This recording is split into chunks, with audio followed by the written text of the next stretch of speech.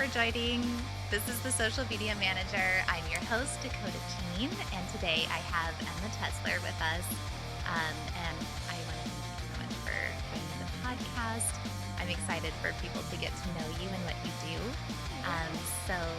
Talk a little bit about who you are and what you do. Yeah, thank you so much for having me.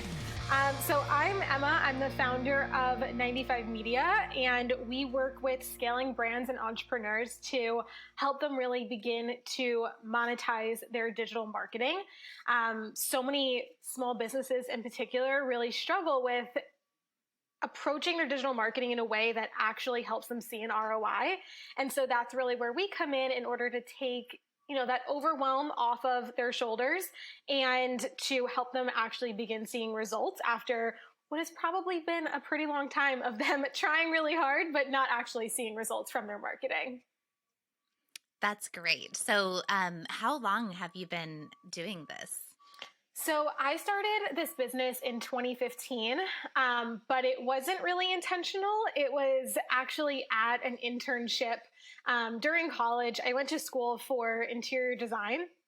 And at this internship, the person I was working for was expanding her business and wanted to reach more people via social media. And at that time, no one was really taking social media seriously for businesses. And it was completely new to me as well. But being the youngest person on the team, I was just kind of handed the phone and said, make this work, figure it out. And I fell in love with it. Honestly, I just was like, how do other businesses not see this potential? There's so much here and so many people ready to explore this brand we were just doing Instagram at the time. And so that's kind of how I organically fell into it. But being that I was at college, I was, determined to actually use that degree. And so I went on to work full time as an interior designer in Manhattan for 4 years while I was building 95 Media. And we, during COVID, I think was a transformational year for everyone in this industry and every business as well, just kind of realizing that digital marketing was and is such a valuable aspect to growing your brand and basically necessary at this point, if we're being honest. And so our business really just kind of exploded in 2020. And so a year ago in December of 2021, December 2020, I left my full-time job and have been doing this for over a year now full-time.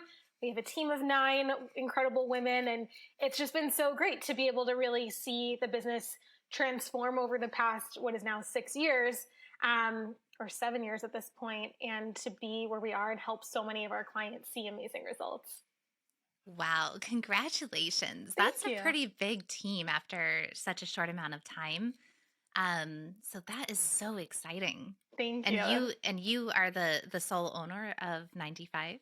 Yes. Yeah, I'm the owner, but our team is comprised of mainly account managers who work directly with our clients, and then I also have an account director who helps me kind of manage the day-to-day team communication, client communication, and make sure everything is flowing smoothly.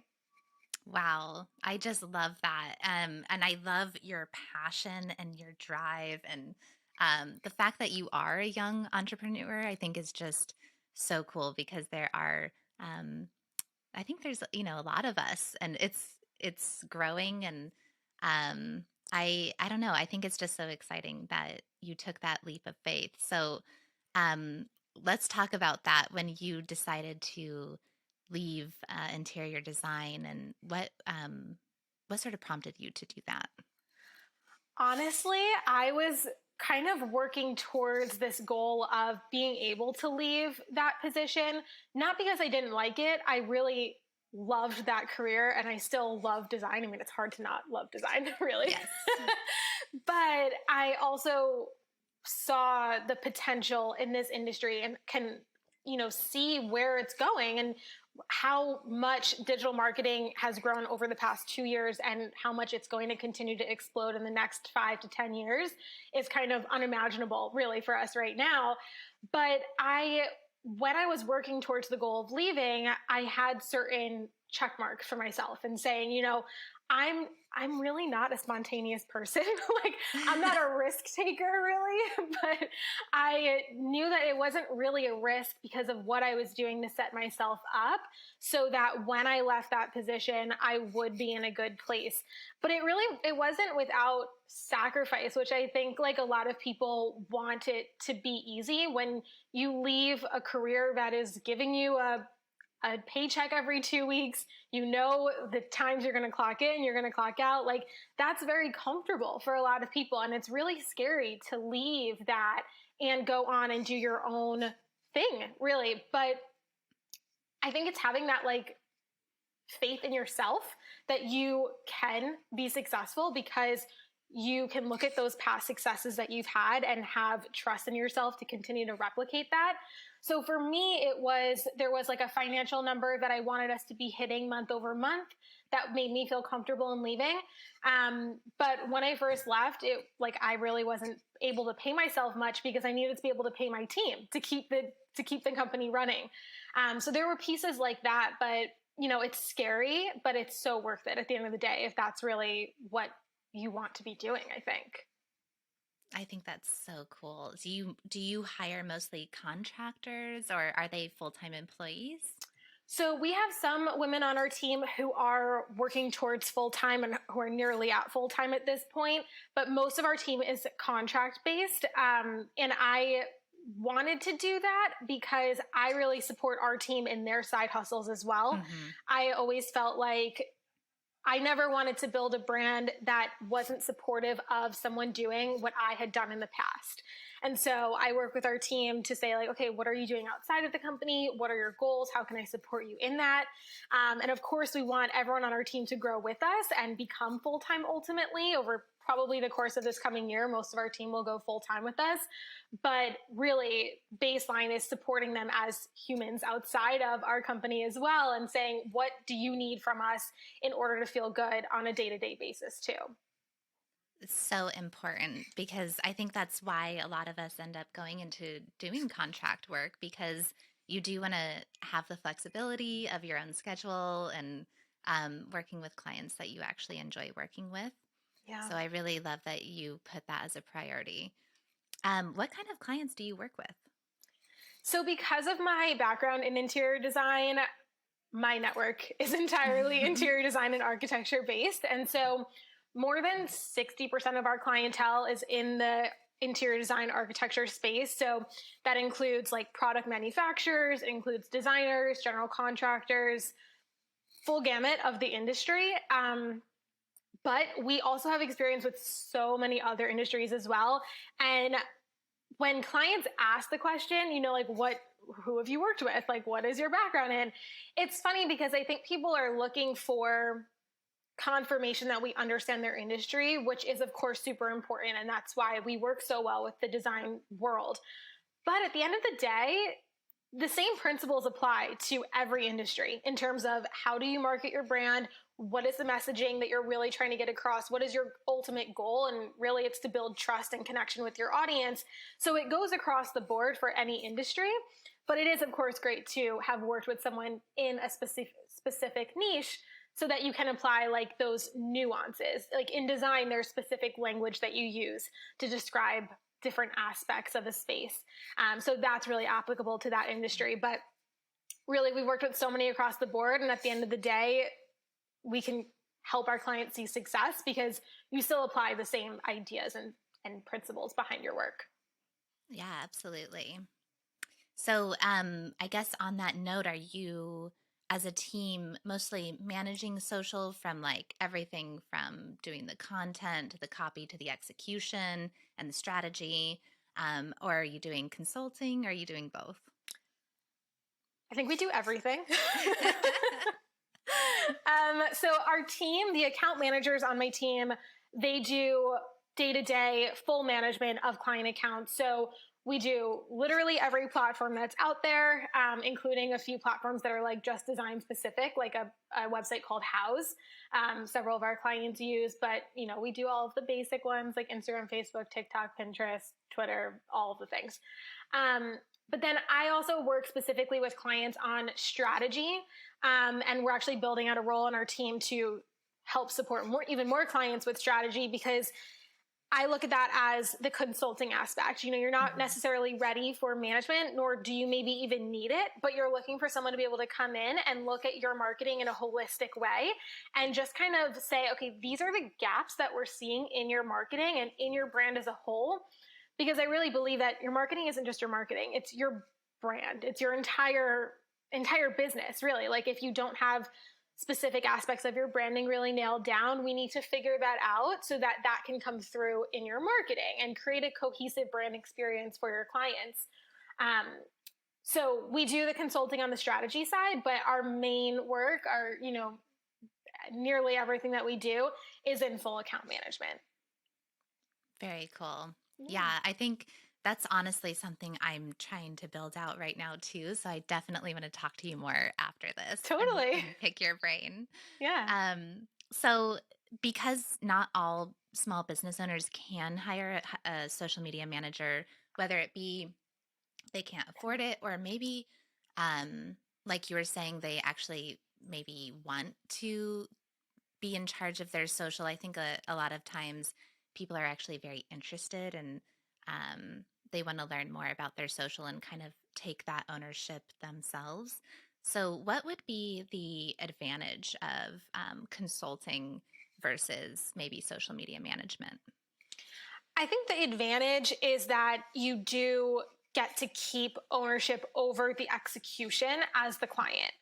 Um, Especially when you're first starting and you're a small business and it might be just you and like a VA on your team, it feels really scary to pass off trust and responsibility to someone else. So I think by hiring a consultant to just kind of infuse those new ideas to give you an outside perspective is helpful without being terrifying Yes. as a new business owner.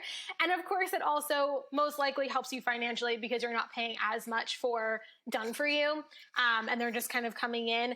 And then what I've seen happen is that those types of clients, the ones who do hire us as a consultant versus done for you service, are able to apply those techniques and those strategies long after we stop working with them. And so it really provides them with a game plan that they could pass off to anyone on their team, and potentially someone on their team who is less expensive than we might be, or Mhm. someone who they might work better with, or is maybe in an office with them, and so they can work collaboratively in person. So I think there's a lot of advantages, especially for someone who might not have the financial means to invest in a social media manager, but just really wants those strategies to get a head start. Absolutely. Yeah, I totally agree with you. And then what if the owners of the business or these entrepreneurs, if they want to create their own content, do you have some advice for them? Because I do think a lot of small business owners don't know, crap about taking photos, or even video editing is so daunting, right? So, do you have any advice for how they can create content? I think the biggest thing is just being authentic to your brand. So oftentimes we get caught up in trying to do it the way that other people are doing it, or the way that we like how other people are doing it, but that's not necessarily authentic to your business. And Yeah. then it starts to feel detached from your brand. And it just is a weird experience for the people interacting with your content that you're posting.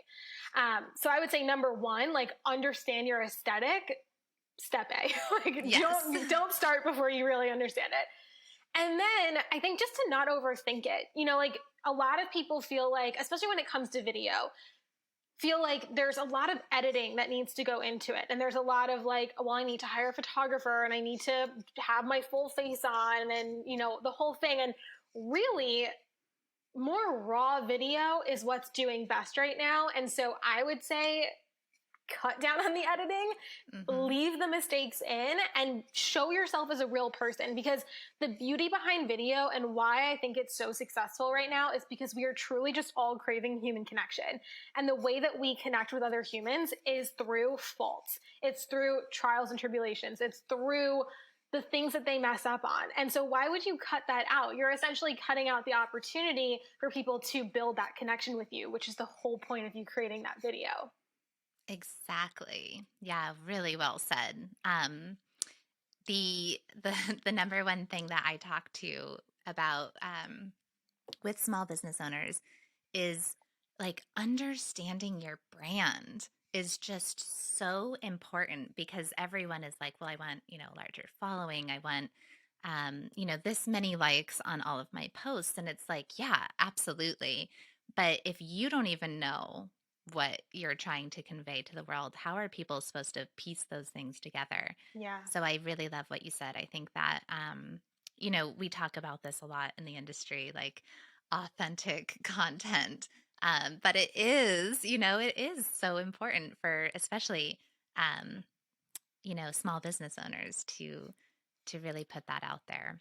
Yeah. Um, and I guess, you know, you are technically a small business owner and your company, you have a six-figure company. You are killing it. Do you have, first of all, how did you get to that point, in your view? And then do you have advice for other small business owners on how they can get there? Yeah, I mean, I know it can feel like so daunting right at the beginning when you haven't hit that six figure mark. And this past year was like a multi six figure year for us as well. And I would say the number one thing that helped us hit six figures the first year was literally just honing in on one offer that we wanted to sell. Prior to our first six figure year, I was just trying to figure it out. Like just trying to figure out what clicks, what is going to Yeah. be that thing that makes sense, that actually sells. And so back in 2020 was the year that we didn't hit six figures. And that was the year where I was just trying to be like, let me create all these offers, let me create all these freebies and create like all these different ways for people to work with us. But by doing that, it feels good. And you're like, oh, great. Like I have so many different ways to bring people in.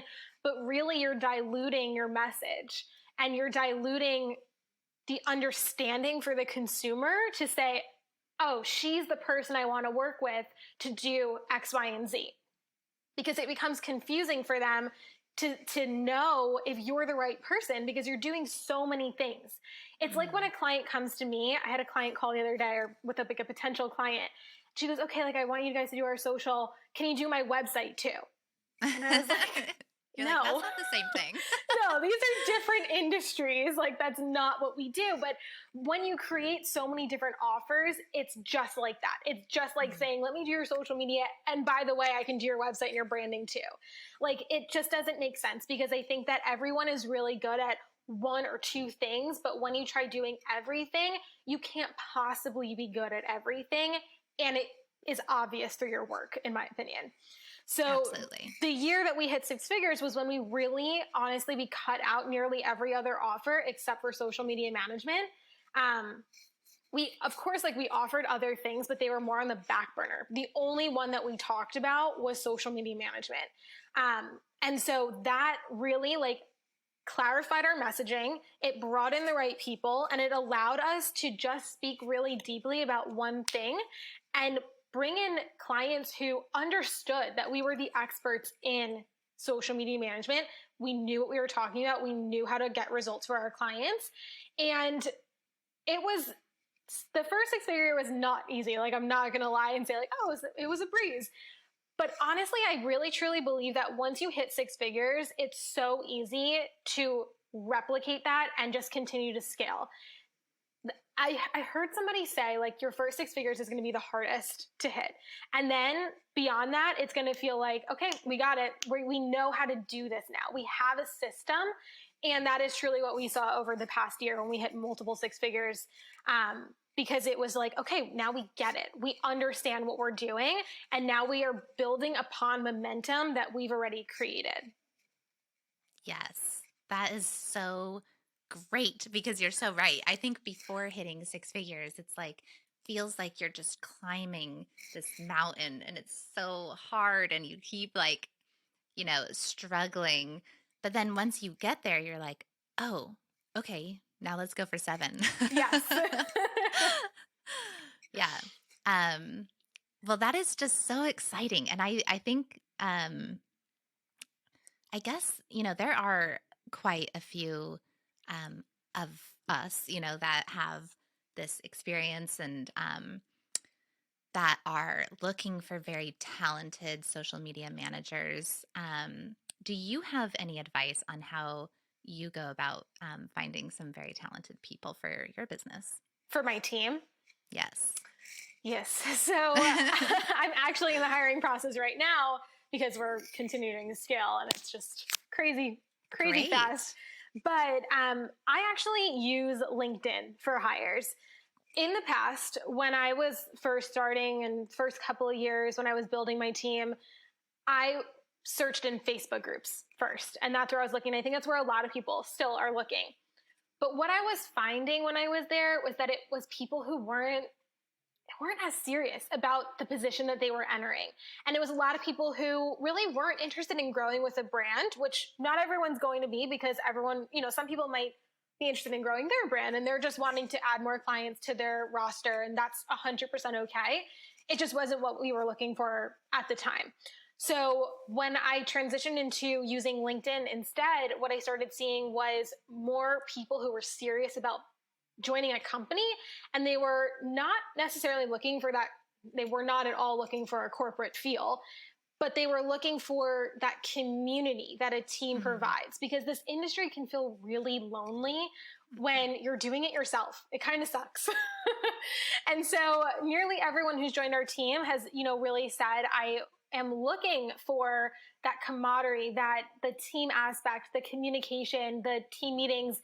We have quarterly meetings where we'll like do a wine night or we'll do a wine tasting or something really fun to just build community because it can be really hard when you have a fully remote team. But when I look on LinkedIn, we bring in a lot of applicants and then we narrow it down. We do a couple rounds of interviews. And I think the most important thing that I look for and that I would encourage anyone to look for is not the skill level, because that's what we're trained to look for, right? Like Mhm. corporate, any other job, we're looking for skill to add to the team. But what I truly believe is more important is personality. Is, who is this person at their core? Do they want to grow with us? Do they want to be a part of something bigger than themselves? And are they trainable? And will they really bring that personality that clicks with the rest of the team to the table? Because if someone's like a really like Debbie Downer but they're amazing at what they do, they're not really going to be an asset to your team. They're actually going to be a deficit to your team because they're not going to encourage everyone. They're not going to be a team player. And so I really think that personality is most important. And of course, like baseline skills have to know what you're doing, but do they have to be the best? I don't think so. And that's not what I look for when we're hiring. Wow, that is such good advice. Thank you. I've gone through it a lot. Yeah, because you're right. Everyone does look at your skill set, and it always makes that interview process like so interesting. I talk to a lot of social media managers, and one thing that I'm trying to get onto my website is a place where companies like yours can post jobs, and I have them Mm. all there because I do think that especially right now, social media management is such a high priority job, and it's kind of hard to weed through all of them and like what level of experience you need, and so with that being said, if you can find like the really good people, and by good I mean just like the fun ones, the ones that want to learn, the ones that are just interested in being a part of a team instead of doing it solo. um, yeah, I really liked that you said that. I think that's great. Yeah. I mean, too, like one last point on that also is I think like as a company who is hiring, you should have your own like processes in place already, right? And so you're not necessarily looking for someone who might have a ton of experience working in a very like strict way and not be open to change too, because you want them to be trainable on what you're doing. And it's so important that you can train someone and they're open to feedback, open to learning. But I love this idea of a job board and I feel like it's so needed because it is hard to find talent it's hard to understand where they come from and what they're really looking for at the end of the day. So that would be such a great asset, I think, to this whole industry. Cool. All right, then I'll do it. Perfect. Email me the link. All right, cool. I know I'm trying to build it out actually as we speak, and I I am a part of a couple like Slack groups and Facebook groups, and everyone's just like throwing up jobs all the time, and it's like, it's not really amounting to like one place that you can Mm, find it. And LinkedIn is, I'm such a huge proponent of LinkedIn, yeah. but there's just so much going on there too. So yeah. Anyway, that's exciting. Yeah. So, what else do you want the world to know about 95 Media? What do I want them to know? I think I think just that this industry is so needed, and especially as a social media manager, to not undervalue yourself in this Mm. industry, like as someone who might be looking for a job or might be looking to build your client roster. Because I think larger brands in particular still don't necessarily value the term social media manager. They still think it's like, oh, it's just like a side hustle. It's just like a girl who's like 21 in college just trying to make some extra money. And it's not like this industry truly is the future of CMOs, CBOs on really large brands. And I think that's the cap that everyone who is in this industry needs to be putting on, that you are not just a social media manager. You are literally a marketing expert. You're a digital marketing expert. And that's what you're bringing to the table. You bring a skill that these executives simply don't know and don't have and really have no interest in learning.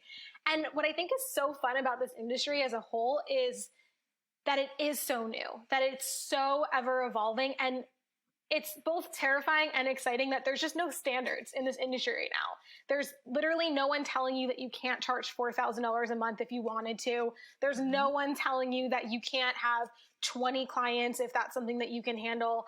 And it's so exciting to be a part of a brand new industry. And I think it's just something that everyone should be taking advantage of in an ethical way, but taking advantage of the fact that you have the opportunity to explore a world that has not yet been created and to not undersell yourself. Because I work with I like mentor a lot of newer social media managers, and everyone underprices themselves. Everyone Mhm. thinks that they're not as good as X, Y, and Z, that they can't be doing X, Y, and Z because they don't have this skill set or this level of experience. And the reality is, you can and you will, so start acting like it. I think is really, at the end of the day, like, I live by the term, I know a lot of people hate this, but I live by the term fake it till you make it. It's, I think, the key to life. Like, as long as you can fake what you are able to do, I think you're always going to rise to the occasion and exceed your own expectations, much less the expectations of your client. Yeah. As long as you have those basic needs and skills to actually like execute it, then yeah, faking the actual like that confidence maybe. The Like that's confidence. exactly, then you can make it. Yeah, Yeah. 100%. It really comes down to like your own belief in yourself and your confidence in yourself. And whatever you have is going to be transferred to the client. But if you don't believe that you can do it, the client will never believe that you can do it, and they're not going to hire you. So why not fake Exactly. it for yourself so that you can Exactly. sign that client and prove that you are actually capable of doing it? Yes. That's exactly the point. I love it. Yeah. Okay, so where can everyone find you? So the best place to find us is on Instagram. We are 95 Media, but it's spelled out, which I wish I thought of when I was naming the company. It's Ninety Media. But yeah, on Instagram is the best place to find us. And then our website is 95media.co, again, spelled out. And yeah, I would say those are the best two ways, but definitely on LinkedIn as well. I think LinkedIn is one of the best platforms right now, secondary to Instagram. Um, we're all over there as well. Awesome. Yay. It was so great chatting with you. I absolutely love your energy and I love what you're doing. Thank you so much. Yeah, so thanks for joining Thank you and for joining the having me. world. Yes. Yes.